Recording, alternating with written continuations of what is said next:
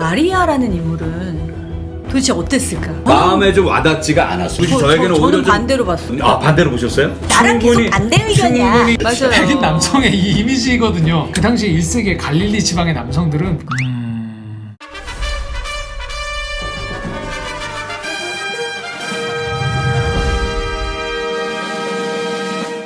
여기는 많은 등장인물들이 나오죠. 네네네. 좀 인상 깊었던 등장인물이 누가 있어요? 저는 이번 영화를 보면서 굉장히 더 와닿던 사람이 이제 구레아 사람 시몬이거든요. 예. 엉겹결에 본인이 의도하지 않았지만 메고 가는 거죠. 그렇지만 구레아 사람 시몬의 이 모습 안에서 나중에는 짐을 함께 지고 가는. 네. 그러다가 채찍이 심해지니까 그것들을 못하게 더 이상 막 분노를 하는. 그 부분은 없죠? 성경에. 그럼에도 불구하고 충분히 픽션이죠. 이런 부분들이 왜 나올 수 있냐면 설득력 있는. 예, 성서학자들의 이런 얘기들이 좀 있어요. 그때 맺던 구레네 사람 시몬이 결국은 부활한 예수 그리스도에 대한 믿음이 생겼다는 거죠.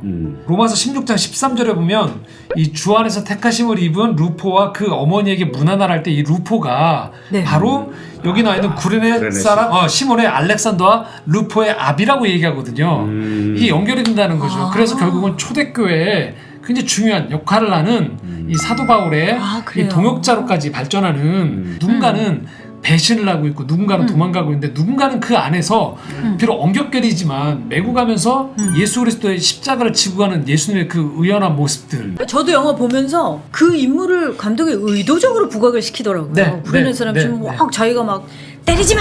그럼 나 그렇죠. 십자가 안 질 거야! 막 이러기도 하고 그래서 뭐지 저건 그러다가 왜, 그렇죠? 감독이 구르네사라 시몬을 저 인물은 그러니까 우리인가 보다 우리 같이 예수님과 십자가를 지고 가야 하는 예수님과 십자가를 지고 가면서 그 네. 과정 속에서 네. 어떤 이유든지 하나님이 네. 그 마음속에 역사해서 네. 예수 그리스도를 알게 하고 그 짧은 시간 그렇죠. 안에 그 이 십자가를 짓는 그 고통을 나누는 과정 속에서 네. 그가 믿음을 좀 얻는 그런 그렇죠. 은혜를 누리게 된 것이 아닐까. 그러니까 구레네 시몬. 성경을 읽다 보면 그런 네네. 거죠. 자기가 마음을 완악하게 네. 닿지 않는 이상 이 누구라도 예수님을 만나면 변화될 수 있고 그 안에서의 역사가 일어날 수 있는 것들을 사실 보여주는 거죠. 어떻게 보면 인간적으로 굉장히 무기력하게 지금 끌려가는 거거든요. 근데 그 안에서도 어마어마한 구원의 역사가 계속 일어나고 있다는 거죠.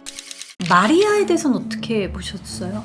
마리아가 굉장히 부각되지 않았나요? 저는 조금 이게 그 멜 깁슨이 아무래도 천주교 신자인 것이 영향을 주지 않았나 저도 짐작하는 거예요. 보통 우리가 이제 클로즈업을 영화에서 보일 때는 그게 굉장히 좀 중요한, 그래서 이게 특별히 어떤 이야기적으로 여기서 관객에게 새로운 정보를 전달하거나 새로운 그 감정을 전달하거나 이럴 적에 마리아에게 카메라가 좀 집중되는 그런 부분이 있어야 되는데 별로 그거 없이 계속 이 마리아가 이 예수님의 고통을 지켜보는 그 어머니 마리아의 모습이 너무 많이 나오거든요. 그것도 클로즈업으로 계속 집중되는 것이 아무래도 좀 이런 천주교가 꼭 그 성모 마리아를 신으로 이렇게 받아들인다는 건 아니지만 그래도 우리 개신교보다는 훨씬 더 좀 중요하게 이렇게 생각하고 그래서 이게 아무래도 그 멜 깁슨이 좀 천주교 신자인 것이 그렇게 좀 과다하게 제가 보기에는 그 마리아에게 좀 집중하는 그런 부분이 너무 좀 있지 않았나. 그리고 그걸 넘어서서 저는 좀 개인적으로 이 마리아라는 캐릭터가 너무 그 덤덤한 거예요.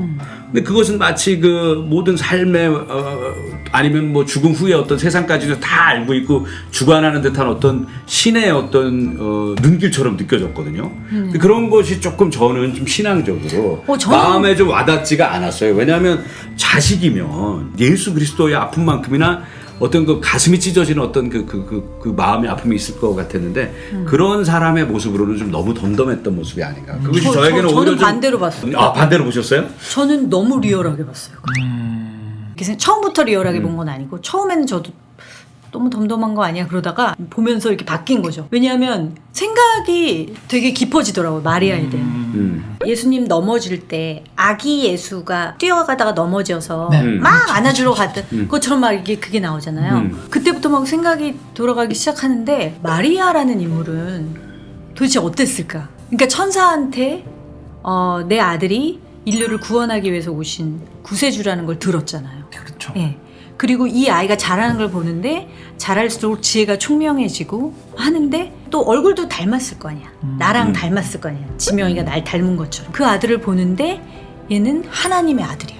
그래서 말도 함부로 하기도 힘들고 어머니 제가 성전에 있을 것을 모르셨나이까? 뭐 이러고 그러니까 뭐 내 자식 같다가도 내 자식 아닌 것 같고 온갖 정말 다양한 감정을 아들 예수한테 느끼면서 30년을 살아왔을 것 같아요. 마리아는. 예수님이 인류의 죄를 위해서 십자가를 지고 돌아가셔야 된다는 거 어느 순간 알잖아요. 알았잖아요. 네. 그래서 마음에 준비해 왔을 것 같아요. 근데 제가 순간 너무 힘들었던 거는 채찍에 맞는 장면.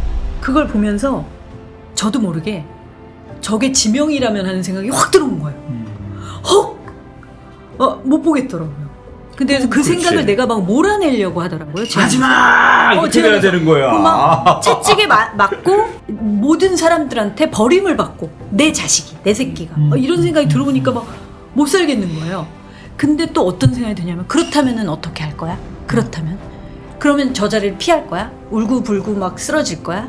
물론 기절하는 방법이 하나 있겠죠. 근데 진짜 신앙이 깊고 준비가 됐다면 내 아들의 저 마지막을 지켜야 된다는 생각이 들 것 같아. 지금 넌 굳건하게 잘하고 있고 너는 하나님의 뜻을 성취할 거야. 조금만 기다려. 이제 곧 끝나. 라는 마음을 엄마가 더 강하게 먹을 것 같아. 내 자식에 대한 사랑과 하나님에 대한 사랑이 일치하는 마음이 됐을 거라는 거죠. 네. 한편으로는 왜 그 이 패션 오브 크라이스트 극사실주의라고 얘기하지만 어떤 면에 대해서만 극사실주의라고 생각해요. 그렇죠. 왜 그러냐면 사람들이 절대 훼손하고 싶어 하지 않는 이미지가 있는데 훼손 안 시켰던 게 전형적인 게 예수님과 마리아라고 생각해요. 왜냐 2002년에 미국 그 과학 전문진가에 거기서 예수님의 얼굴은 실제 이럴 것이다라고 해서 나왔던 그림이 있거든요. 이 아마 맞아요. 인터넷에서 보신 기억들이 있을 거예요. 근데 실제로 그걸 복원해 보면 예수님은 어떠냐? 백인 남성이 아니라는 거예요. 네. 잘생긴 남성이 아니고 그 당시에 1세기 갈릴리 지방의 남성들은 키가 150cm 정도. 레브리코에 그렇지. 사람이 많이 커진 거죠. 그렇죠. 흑인에 이렇게 된 이게 그림이 있거든요. 그 예수님으로는 아무 생각 안 하는 거예요. 우리가 생각한 예수님은 이 주인공처럼 맞아요. 백인 남성의 이 이미지거든요. 그 옛날 영화 나사렛 예수. 그렇죠. 딱 그 얼굴. 저희가 원하는 그러니까 극사실주의라고 하지만 예수님의 얼굴이 맞아요. 그 갈릴리 지방의 남성이 아니었던 거고 이미 거기서 벌써 사실주의가 아닌 거죠. 어떻게 보면 그 마리아에 대한 이미지도 사실 훼손하고 싶지 않은 부분들이 분명히 있어서 이 멜 깁슨이 그 부분들은 어느 손대지 않는 영역들이 저는 있다고 봤어요. 네. 저는 저도 그렇게 묘사됐다고 너무 그 부분들이 리얼했을 때 오는 넋이 나가듯이 기절하고 막 그러죠. 네, 그러면. 막 뒤집어지고 하는 그렇죠. 모습을 만약에 진짜 그랬을 거란 상상력을 넣었을 때 과연 이 영화를 보는 우리 신자들의 마음이 동의가 되어질까? 허락이 안 될 것 같은 어떤 영역들의 불가침 영역들이 분명히 있는 것 같아서 선을 지켰던 면들이 있지 않는. 그 예수님이 십자가에 매달리는데 어쨌든 그 역할을 한 사람들의 네. 운명은 어떻게 됐을까? 그 부분에 대해서 그걸 어떻게 목사님이 아니, 그러니까 답을 성경에도 그 얘기가 안 나와 있기 때문에 제가 얘기를 해드릴 수 없죠. 이 얘기를 해드릴 수 있을 것 같아요. 뭐 한 번씩 다 고민해 보셨을 것 같은데 유다의 배신이나 베드로의 배신은 사실 별반 차이가 없는 거죠. 뭔가 우리가 실패했을 때 그 탓을 자책으로 넣을 문제인가 여전히 실패함에도 불구하고 내 시선을 끊임없이 예수님께 시선을 맞추려고 노력하는가가 사람이 계속 돌아올 수 있는 기회를 주님은 계속 제공하는 것 같아요. 상상이지만 유다가 은 30에 팔았지만 정말 다시 회개하고 돌아왔을 때 예수님이 안 받아주셨을까? 아니겠죠. 네. 받아주셨겠죠. 결국은 그 죄의 문제를 나에게 돌리지 않고 항상 죄짐 맡은 구주라고 하시잖아요. 주님이 죄를 해결하실 수 있다고 생각하고 그래야지만 그 구원의 가능성이 계속 그 사람에게 열려 있고. 그래서 좀 그 저는 위안이 되는 인물이 저 베드로인 것 같아요. 그렇게 목전에서 자기가 이 세상에서 가장 예수 그리스도를 사랑하고 목숨을 걸고 지킬 것처럼 얘기했다가 세 번을 바로 예수님이 지켜보는 데서 부인하잖아요. 그리고 이제 그게 이제 아마 아까 목사님 말씀하신 것처럼 나에 대해서 실망하고 내 죄를 돌리고 갈릴리 바닷가로 돌아가서 예수 그리스도와 전혀 상관없는 삶을 살아갈 것 같았는데 그리고 본인도 그렇게 생각했는데 결국은 찾아오시잖아요. 네. 그리고 같이 음식을 먹으시고 그 다음에 나를 사랑하냐고 물어봐 주시고 그때 당시에 예수를 부인했던 베드로처럼 연약해도 결국은 계속해서 나의 어떤 마음, 믿음이 주님을 향하고 있고 그러면 그 기회가 있다라는 이건 정말 큰 위안이 되고 네. 그런 말씀이 아닐까요? 네. 성도들에게? 사실 예수님이 십자가 지신 이유 목적 자체가 저희 죄를 구원하시기 위하신 거니까 네. 정말 그 용서의 피날레가 이 영화를 보고 이렇게 오면서 그래서 저렇게 고통받으셔야 했구나 우리의 죄 때문에. 저는 이 영화의 등장인물 중에서 사실 굉장히 좀 탁월했던, 창의적이었고 사탄의 이미지, 사탄에 대한 언급이 있나요? 성경 구절은? 저 기억이 잘 안 나요. 없죠. 네.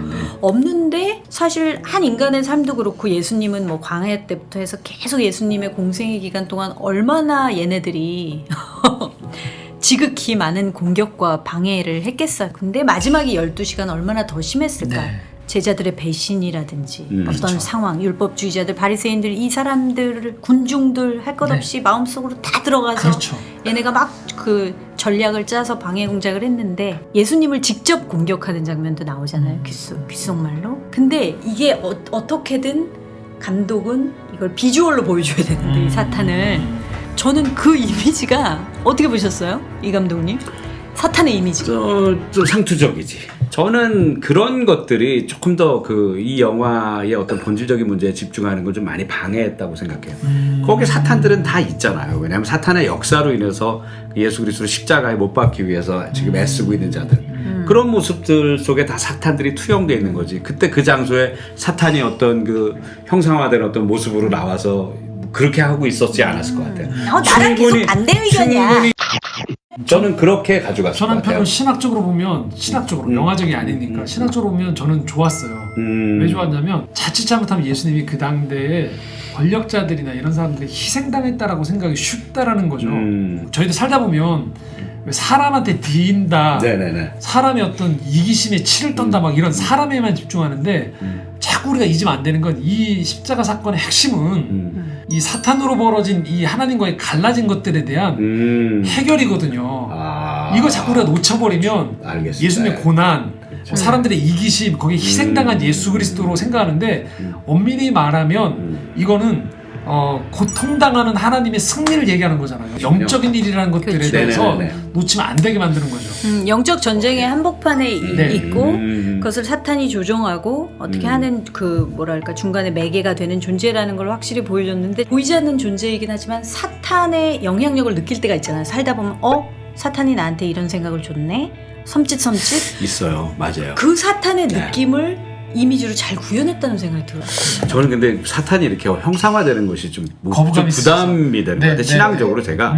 왜냐면 저는 이렇게 제 아내와 잘 살다가도 은혜롭게 감사한 마음으로 살다가도 제 아내와 이렇게 뭔가로 다투고 있을 적에 제 아내가 사탄이라는 게 아니고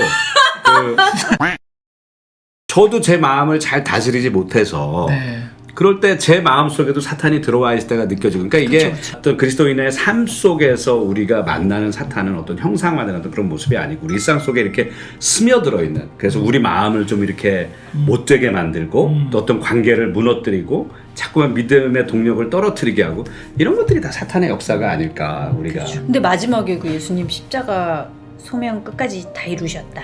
다 이루었다. 한 다음에 그 갈라진 땅에서 으악 할 때 사탄이 되게 통쾌했어요. 그렇죠. 그러니까 사탄의 박수가 나왔어요. 결국 그 부분들을 괴멸시키는 네네. 예수 그리스도의 사역에 대한 중요한 부분들.